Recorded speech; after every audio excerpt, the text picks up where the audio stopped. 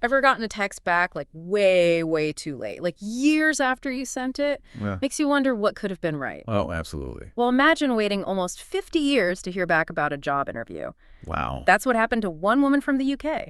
No way. Yeah, this is a wild one. So Tizi Hodson, she's 70 now, lives in Lincolnshire, gets this package in the mail, a letter. But not just any letter. This thing looks like it's straight out of the 70s. Okay, I'm intrigued. And it is. It's dated January 1976. Turns out it was a response to a job application she sent out and completely forgot about. Talk about a blast from the past. I can't even imagine the shock. After all that time, how'd they even find her? Right. And get this. Someone wrote a note on the envelope. It said, "Late delivery by Staines Post Office. Found behind a drawstick. Only about 50 years late." You've got to be kidding me. 50 years? Someone was doing some serious spring cleaning at that post office. Right. I mean, talk about a mystery. How does a letter like that get lost for 50 years and then just reappear? It makes you wonder what else is hiding back there. Seriously. This is like finding a time capsule. I know, and it gets even crazier. Hodgson actually said, "I always wondered why I never heard back about the job. Now I know why." Can you believe it? That's incredible. So what was the job? What kind of gig would make you wait 50 years and still wonder? All right, get this. Motorcycle stunt rider back in 1976. Whoa. Okay, first of all, that's amazing. Second of all, 1976. That was a completely different world, especially for women trying to break into those kinds of fields. Right, like talk about a different era I can't even imagine. No kidding.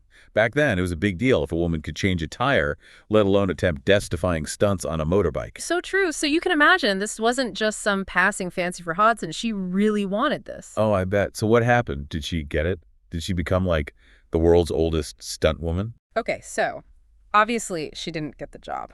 But this story doesn't end there, trust me.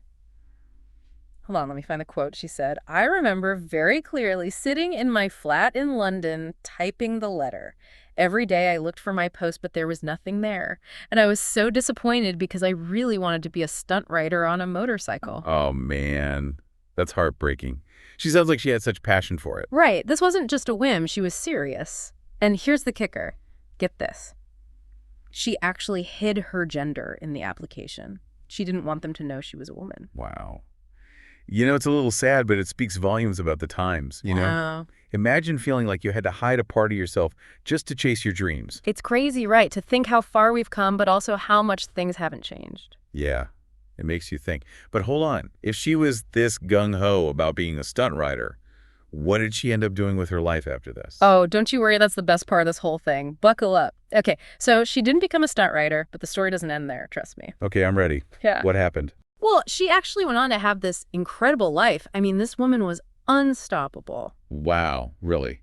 So how'd she channel that daredevil spirit? She became a horse whisperer, Okay, that's pretty cool. then a snake wrangler. What? This woman is incredible. Wait, it gets even better. She was also an aerobatic pilot. Wow, she's like Indiana Jones. I know, right?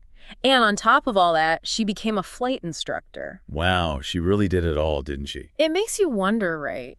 Maybe missing out on that one job was a turning point for her. It's like it opened the door for her to try all these other things. It's a pretty incredible story. Yeah. I can't help but wonder, though, did she ever look back and think, what if? Do you think she ever regretted not becoming that stunt rider? Well, here's the thing. She said, if I could speak to my younger self, I would tell her to go and do everything I've done. I've had such a wonderful time in life, even if I have broken a few bones. Wow, that's amazing. And she really seems at peace with it all. It's clear that she doesn't measure success by that one missed opportunity.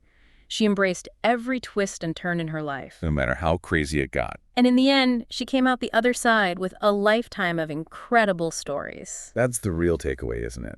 It's not about regrets or missed opportunities, but about embracing the unexpected twists and turns life throws your way and finding joy in the journey wherever it leads. Absolutely. Sometimes those paths not taken lead us to unexpected destinations, ones that are even more fulfilling than we could have imagined. Yeah, you know what? It's a reminder that we can always forge our own path, even when the road ahead is uncertain. Yeah, because sometimes the greatest adventures come from carving your own path. Exactly. So what about you? What seemingly lost opportunities or forgotten dreams have you tucked away? What would it look like to dust them off? Not necessarily to chase them relentlessly, but to acknowledge the spark they once ignited within you. It's like when you find one of those old photo albums, up in the attic or tucked away in a closet somewhere. Oh yeah, full of those fading pictures. Exactly. And you start flipping through and suddenly you're like, oh, wow, I remember that. Or, hey, I totally forgot about that dream. And then you start thinking, what if I had actually pursued that? What if I had taken that chance or reconnected with that person? It's like this rabbit hole of what ifs. It's like this alternate timeline opens up in your head. Like in Tessie's case, what if that letter hadn't gotten lost? What if she had actually become a stunt writer? Right. Imagine her all decked out in leather, hanging off a motorcycle, defying death. She could have been a stunt double for, like, the biggest action stars. Oh, totally. Or maybe she would have hated it. Maybe she would have realized it wasn't as glamorous as she thought. Maybe she would have missed teaching people to fly. That's the thing, isn't it?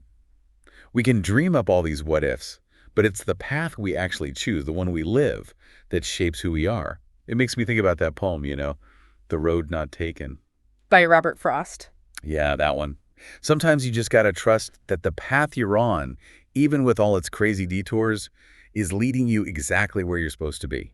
It's a good reminder that there's no one right way to do life. In this story, it's not just about a lost letter or a forgotten dream. It's about embracing the unexpected. It's about making the most of whatever life throws at you. And it's about finding those moments of joy, even when things don't go according to plan. Couldn't said it better myself.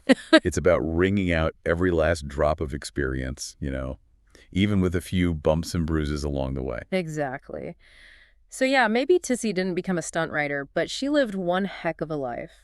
And her story reminds us, hey, it's never too late to dust off those old dreams. You never know where they might lead. That's right. Never too late for a little adventure. And on that note, we'll wrap things up. Thanks for joining us for this deep dive. Always a pleasure. And until next time, keep exploring those forgotten corners of your mind. And who knows, maybe you'll uncover a hidden passion or two along the way.